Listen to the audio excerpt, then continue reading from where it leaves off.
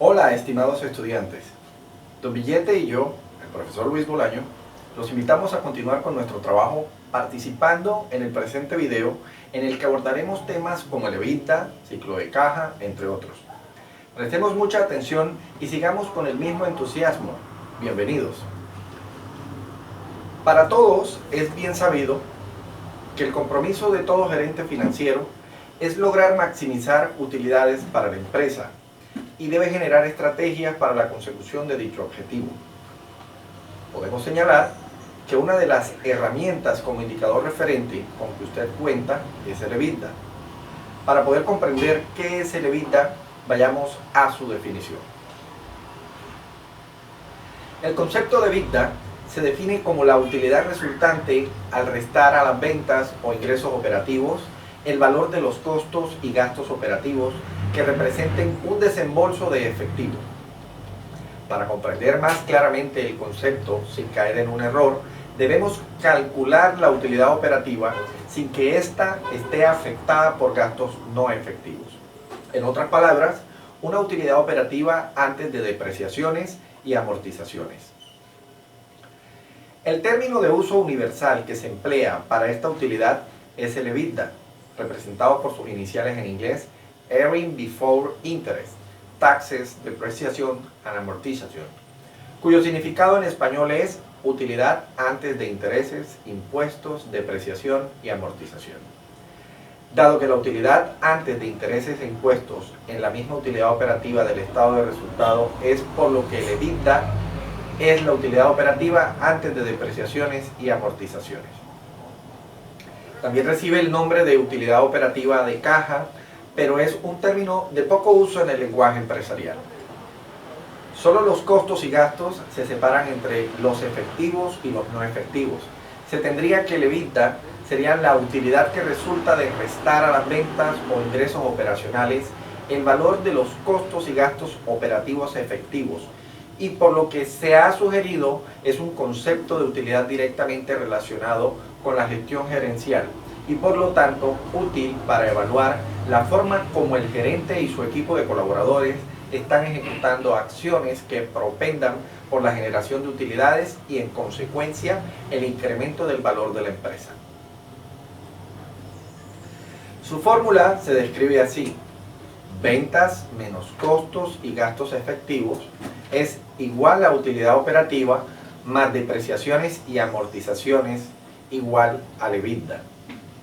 Se entenderá el EBITDA como la utilidad que finalmente se convertirá en efectivo y queda disponible para atender los 5 compromisos que tiene la caja de toda empresa, a saber, pago de impuestos, atención al servicio a la deuda, intereses y abono a capital, inversiones incrementales requeridas en el capital de trabajo, reposición de activos fijos y dividendos.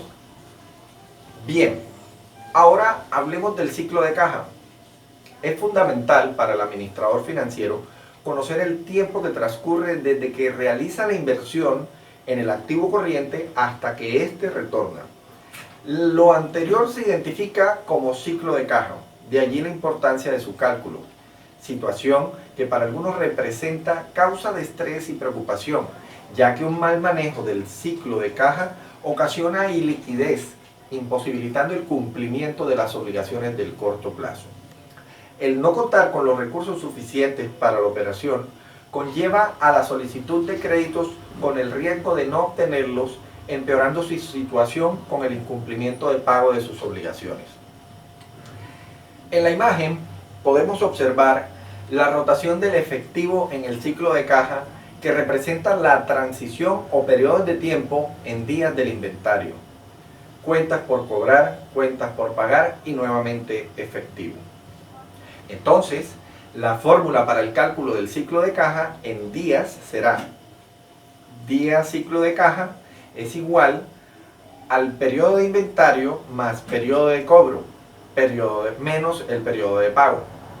Si le damos valores a los periodos, podemos calcular el ciclo de caja así: días de ciclo de caja es igual a 18 más 60 menos 30 días.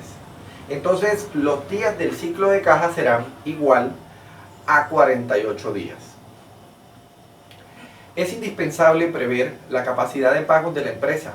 Es un tanto complejo, pero dependerá de la experiencia del administrador financiero en cuanto al manejo y aplicación del concepto del ciclo de caja. Un objetivo clave de su gestión es no dejar la empresa sin efectivo. Debe saber gestionar el circulante con que cuenta para así poder avanzar a un siguiente paso del crédito cuando lo requiera estratégicamente hablando. La comprensión del ciclo de caja implica tener en cuenta el ciclo de conversión de inventarios o plazo promedio de inventarios y ciclo de conversión de cuentas por cobrar o plazo promedio de cuentas por cobrar y el ciclo de pago del efectivo que se centra en la salida de efectivo generada por concepto de pago en compras. Se determina por el ciclo de conversión de las cuentas por pagar o plazo promedio de las cuentas por pagar. Cuando más largo sea el ciclo en días, más financiamiento se requerirá y puede significar que se esté teniendo problemas de inventarios o de cuentas por cobrar. Para continuar con el tema del EBITDA, recordemos el concepto. Este se define como el efectivo que se destina para cubrir los compromisos de pago de impuestos, servicio de la deuda, incremento del capital de trabajo neto operativo, reposición de activos y el pago de dividendos. A su vez, la productividad del capital de trabajo operativo muestra la cantidad de dinero de las ventas que se deben mantener invertidos en capital de trabajo operativo. Supongamos que la empresa Global S.A. tiene un margen EBITDA del 35% y una productividad del capital de trabajo operativo del 50%. Sus ventas del año 1 ascendieron a 8.000 millones y en el año 2 a 10.000 millones. Para el caso de Global S.A., por cada peso adicional que se realice en ventas, se generarán 35 centavos para el cubrimiento de impuestos, amortización de deuda, incrementos en el capital de trabajo neto operativo, reposición de activos y pago de dividendos. Pero tendrían que invertir 50 centavos en capital de trabajo. Quiere decir que harían falta 15 centavos y como las ventas crecieron 2.000, sería 10.000 menos 8.000, habría un faltante por financiar de 300 millones. 0.15 por 2.000. A ese faltante se le denomina, según García 2009, caja demandada por el crecimiento. Lo anterior sugiere que lo ideal es que el margen EBITDA debe ser superior a la productividad del capital de trabajo operativo. La relación entre el margen EBITDA y la productividad del capital de trabajo operativo se le denomina palanca de crecimiento, PDC, un concepto desarrollado por García y Serna. Palanca de crecimiento, PDC, es igual al margen EBITDA entre la productividad del capital de trabajo operativo. Si la palanca de crecimiento es mayor que 1, es favorable, se está generando caja o remanente. Si la palanca de crecimiento es menor que 1, es desfavorable, se demanda caja y se genera una brecha. La palanca de crecimiento de Global S.A. es igual a 35% entre 50% igual a 0.7 menor que 1, generando una brecha. Uno de los mayores compromisos de los gerentes es el crecimiento de la empresa. Estos deben establecer cuál es su capacidad límite y pertinencia teniendo en cuenta el escenario globalizado y un sinnúmero de factores de competitividad que inciden en su posición estratégica. Debemos recordar que el arte de administrar va de la mano con la inteligencia emocional, es decir, no podemos permitirnos ser arrastrados por la emoción del crecimiento en una forma desmedida sin analizar de fondo sus implicaciones y efectos. Lo que con esto se pretende es evitar la distorsión de los mercados y pérdida de rentabilidad de los activos comprometidos, y cómo podrían estos afectar los intereses de los socios inversionistas. Crecer es bueno siempre y cuando se tomen precauciones financieras y comerciales, además de las medidas de planificación adecuadas.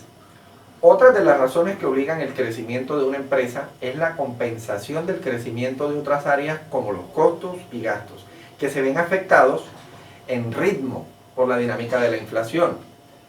Si los precios de ventas no reaccionan en la misma proporción, entonces la única manera de compensar dicho incremento es creciendo en volumen.